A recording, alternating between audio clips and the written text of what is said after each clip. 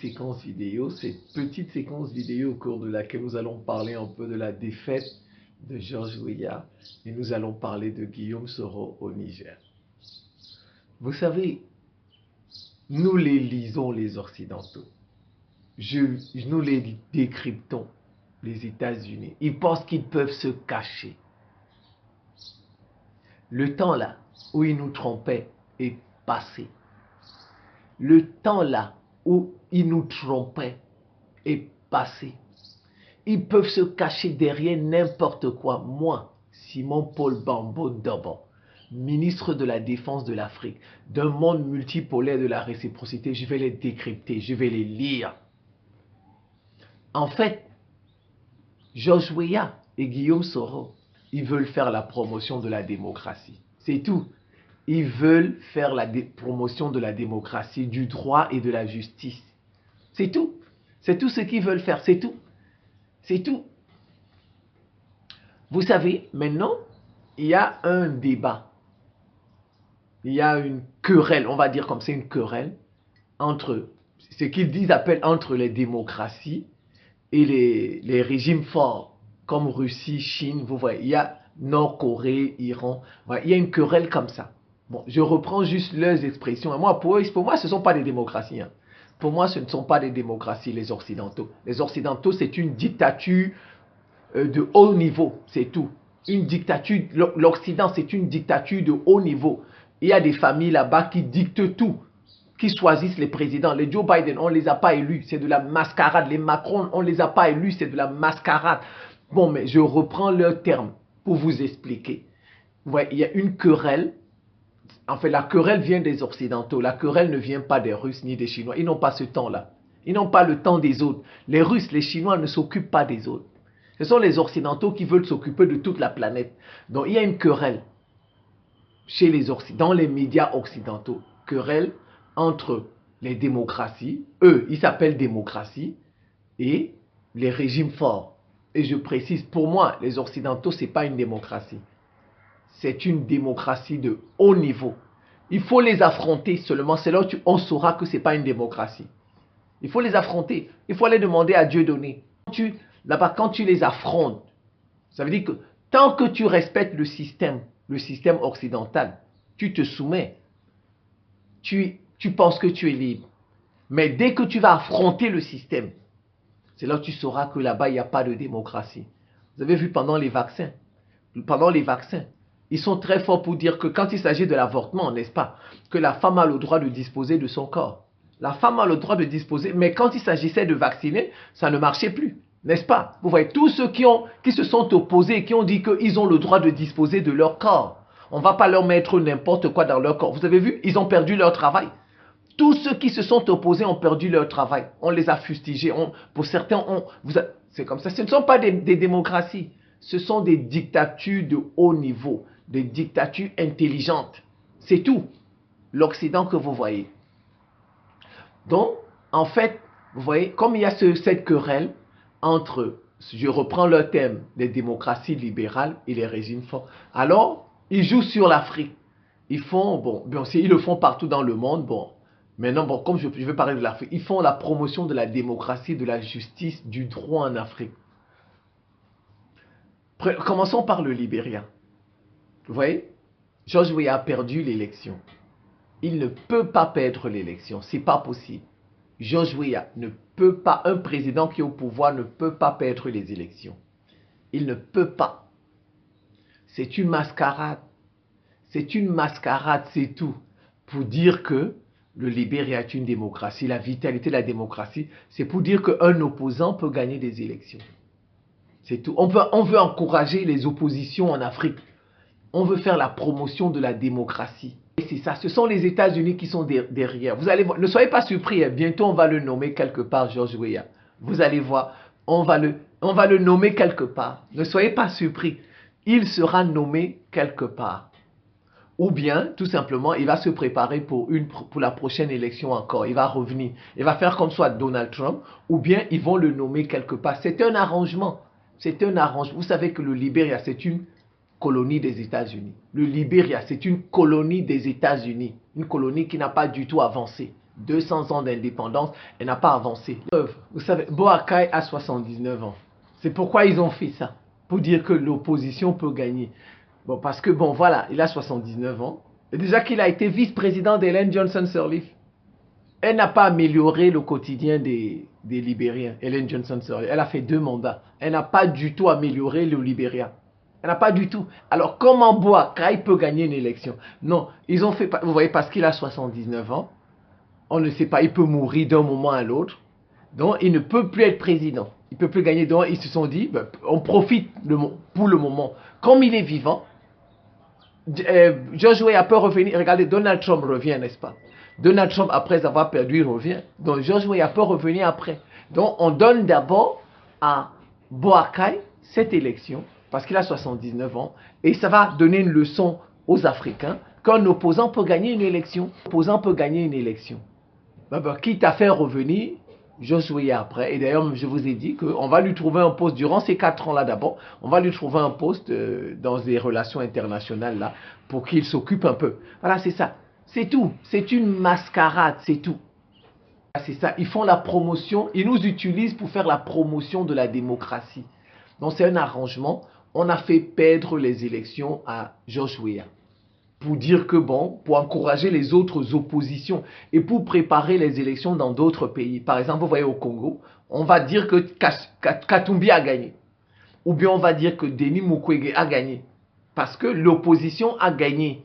L'opposition a gagné au Libéria. Donc l'opposition peut gagner au Congo. L'opposition peut gagner au Cameroun. Toutes les prochaines élections qu'il y aura, l'opposition peut gagner. Or, en même temps, vous savez que ce sont eux qui sont derrière les présidents et ils sont en même temps derrière les oppositions et ils sont en même temps derrière les ONG dans les sociétés. L'Occident est partout. Il est derrière le président. Il est derrière celui qui finance les opposants. Regardez tous les opposants congolais. Leur candidature, ils ont dit ça sur quels médias? Sur RFI, sur France 24, etc. Tous, comment des opposants peuvent aller dire qu'ils sont candidats sur les médias français? Comment des opposants qui aiment son pays, qui veut travailler pour son... Tu déclares ta candidature sur un média français. Ça veut tout dire. Ça veut tout dire que tu as la solde de ces gens-là. Non, c'est une justice, c'est une mascarade pour faire la promotion de la démocratie. C'est tout. C'est tout. C'est tout ce qui se passe. Ils pensent qu'ils peuvent nous tromper. Ils ne sont pas nés. Ils nous ont trompés. Peut-être qu'ils nous ont trompés dans le temps. Aujourd'hui, ils ne peuvent plus nous tromper. Ils ne peuvent plus nous tromper. Ils sont pas nés. Pour me tromper, ils sont pas nés. Ils sont pas nés pour me tromper. C'est pourquoi vous voyez, ils me détestent. Alors, ils me détestent. Si vous voulez savoir si c'est une démocratie, n'est-ce pas, la démocratie, vous avez vu les gens du Libéria, les populations. Oh, la liberté, on a voté. N'est-ce pas, c'est la liberté? D'accord. Dites au président Joseph Boakai, dites-lui seulement d'aller en Chine. Dites-lui seulement d'aller faire une coopération militaire avec la Russie. C'est là où vous saurez que ce n'est pas la démocratie. Moi, je vous donne des exemples. N'est-ce pas, ils ont dit que c'est la démocratie. Oh, un opposant peut venir au pouvoir. Un opposant peut faire ceci, cela. Un opposant peut faire... D'accord, il n'y a pas de problème. N'est-ce pas, la démocratie veut dire que ça suppose qu'on est libre. N'est-ce pas, regardez ces pays. Vous avez vu aujourd'hui, à San Francisco. À San Francisco, Joe Biden a rencontré le président chinois, n'est-ce pas? Il a rencontré le président chinois, n'est-ce pas? Il y a eu des accords, plein d'accords sur lesquels ils vont travailler pour mettre l'entente, n'est-ce pas? N'est-ce pas? Ils vont en Chine. La France va en Chine avant la guerre en Ukraine. N'est-ce pas? Ils traitaient tous avec la Russie.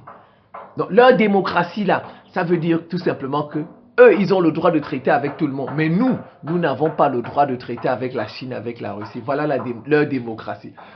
Si vous voulez savoir si c'est la démocratie, dites à Joseph Boakai, dites-lui, Joseph Boakai, de partir en Russie. Signer seulement un accord avec la Russie. Aller en Chine, de signer seulement un accord avec la Chine. On va lui faire un coup d'État. Tout de suite. Comme ils ont fait avec Alpha Condé au Niger. Alpha Condé en Guinée-Conakry, c'est tout. Ils ont permis à Alpha Condé d'avoir un 3e mandat. Ils lui ont permis d'avoir un 3e mandat. Mais après, il a fait venir les Chinois. Il a fait venir les Chinois, on l'a renversé. C'est comme ça. Voilà leur démocratie. Ils pensent qu'ils peuvent nous... C'est juste pour tromper les Africains. Oh, démocratie. Alors qu'au fond, on n'a pas de démocratie. C'est juste des élections pour changer les présidents. Voilà, mettre des présidents qui leur sont favorables. C'est tout. C'est juste des élections pour changer les présidents et placer des présidents qui leur sont favorables. Il n'y a pas de démocratie. Ils ne font pas. C'est tout. Je vous dis qu'il fasse sa première visite en Russie. Boakai, qu'il fasse sa première. N'est-ce pas, c'est la démocratie. Il est libre. N'est-ce pas? N'est-ce pas, les Libériens sont libres de voter, n'est-ce pas? En fait, la démocratie suppose quoi? Ça suppose quoi? La liberté, n'est-ce pas? Ça suppose la liberté. Qu'il fasse son premier voyage en Russie ou en Chine, vous verrez. Le lendemain, on va lui faire un coup d'État. Donc, ce n'est pas la démocratie. Ils pensent qu'ils peuvent nous tromper. Ils ne sont pas nés. Je vous dis, ils ne sont pas nés pour me tromper. Ils ne sont pas nés. Passons à Guillaume Soro. Guillaume Soro, c'est encore les États-Unis. Guillaume Soro, que vous voyez, c'est encore les États-Unis qui sont derrière lui. Bon, regardez, il a été chassé de la France, on peut dire ça comme ça, parce que bon, la France travaille avec Alassane Ouattara. Donc, il ne pouvait pas rester en France et ça devait être flagrant. Même Ouattara allait se fâcher. Bon, comment se fait-il que mon opposant, nous travaillons ensemble et vous laissez mon opposant en France? Donc, qu'est-ce qu'ils ont fait? Ils l'ont envoyé en Turquie. Vous savez que la Turquie est dans l'OTAN. La Turquie que vous voyez là, c'est un vassal des États-Unis, c'est tout. Bon, mais la Turquie n'est pas vassale à 100%. La Turquie est vassale à 50-60%. Un pied avec les Occidentaux, un pied. Donc la Turquie n'est pas vassale à 100%. Elle est vassale à 50-60%. Donc, ils ont envoyé Guillaume Soro en Turquie. Mais bon, il semblerait, on a dit que c'est la Russie qui a sauvé Guillaume Soro. C'est la Russie qui a donné les informations à Guillaume Soro que bon, il semblerait, c'est ce que j'ai entendu dans les médias, voilà, c'est que Alassane Ouattara a envoyé des gens pour arrêter Guillaume Soro à l'aéroport d'Istanbul, voilà, et puis c'est la Russie qui lui a passé l'information. Mais le fait qu'il soit revenu au Niger, ça c'est l'œuvre des États-Unis. Vous savez, les États-Unis sont au Niger. C'est les États. Tiani, là, il a fait le coup d'État avec le soutien des États-Unis. Moi, j'ai dit ça depuis. Tiani n'est pas un panafricain. Et d'ailleurs, je vais faire une vidéo sur ça. Tiani n'est pas un panafricain. Tiani, c'est un vassal des États-Unis. Il a fait semblant de déplacer la base de Niamey des États-Unis. Il a fait semblant, c'est tout à Agadez. On n'est pas là-bas pour vérifier. On n'est pas là-bas pour vérifier. C'est un semblant. Et même si là-bas est seulement à Agadez, ils ont des civils partout. Même des Noirs qui travaillent pour eux, qui sont leurs soldats. Des Noirs qui peuvent être à Niamey partout dans le pays. Vous les connaissez. Et même, ils vous disent qu'ils n'ont pas de présence. Mais alors qu'ils ont des présences officieuses. Vous avez vu ce qui s'est passé en Afghanistan. Ils ont retiré toute leur armée en Afghanistan, c'est d'accord. Mais quelques mois après, 2 mois après, ils ont tué, je pense, le chef d'Al-Qaïda en Afghanistan. Comment l'ont-ils tué? Comment ont-ils tué le chef d'Al-Qaïda en Afghanistan?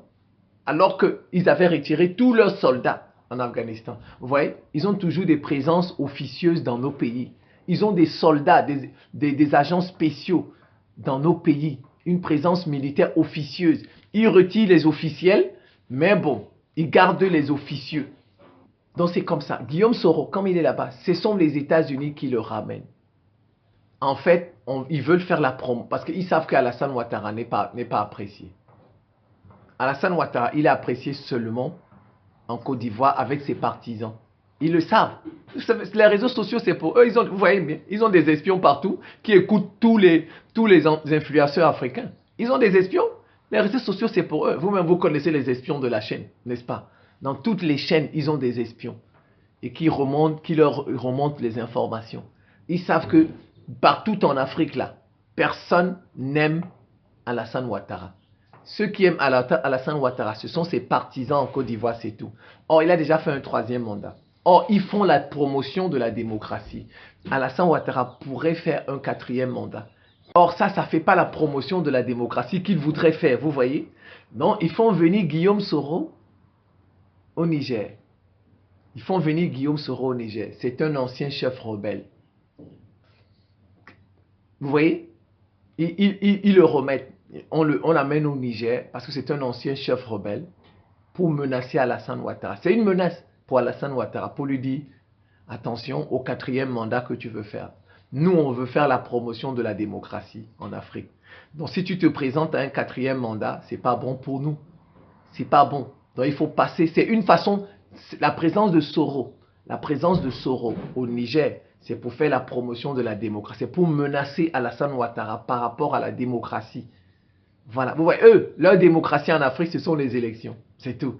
Ce sont les élections. On change les présidents. Voilà. On change. On a fait ça, c'est la démocratie. On a fait la démocratie. C'est pour eux. La démocratie en Afrique, c'est des élections. La démocratie, c'est pas tu peux aller signer des accords avec la Russie. Dès que tu pars signer des accords avec la Russie ou la Chine, on te fait un coup d'État. C'est tout. Eux, la démocratie chez nous, ce sont des élections. Donc voilà pourquoi Guillaume Soro est au Niger. C'est un ancien chef rebelle. C'est une façon d'envoyer un message. C'est une façon d'envoyer un message à Alassane Ouattara. Attention, tu vas terminer ton mandat, mais ne te présente pas un 4e mandat. Il faut laisser la place. Mais en fait, Alassane Ouattara, s'il n'est pas candidat, il veut laisser le pouvoir à un musulman Dioula en Côte d'Ivoire. Mais vous voyez, Guillaume Soro est du Nord. Il est du Nord, mais il s'appelle Guillaume. Vous voyez, en fait, on veut jouer ça. On veut faire une alternance religieuse aussi en Côte d'Ivoire. Vous voyez, c'est ça. Ils veulent faire une alternance religieuse pour dire que un musulman peut devenir... Avant, Gbagbo, c'était un chrétien, vous voyez. Un musulman peut devenir président. Après, on fait l'alternance. Un chrétien peut devenir, comme par exemple Guillaume Soro, ou bien un autre peut devenir candidat, etc. Voilà le but de la présence de Guillaume Soro au Niger. C'est pour envoyer un message, un avertissement à Alassane Ouattara. Il faut bien comprendre ça. C'est là, ils veulent faire la promotion de la démocratie, des alternances nord, sud, religieuses, etc. C'est ça l'objet. C'est la démocratie qu'ils veulent mettre en avant. C'est tout. C'est juste les élections, changer les présidents. Mais ce n'est pas que nous avons le droit de faire ce que nous voulons. C'est pas que nous avons le droit d'aller tisser des alliances avec qui nous voulons. Non, c'est pas ça le sens de la démocratie pour les Occidentaux. Le sens de la démocratie pour nous, pour les Occidentaux, c'est ils placent nos présidents, les présidents qu'ils veulent et les présidents qui leur sont favorables. Vous voyez, c'est un peu ça. Je pense que la vidéo est assez longue. C'est la fin de cette petite séquence vidéo. Je vous remercie pour votre attention et à très bientôt.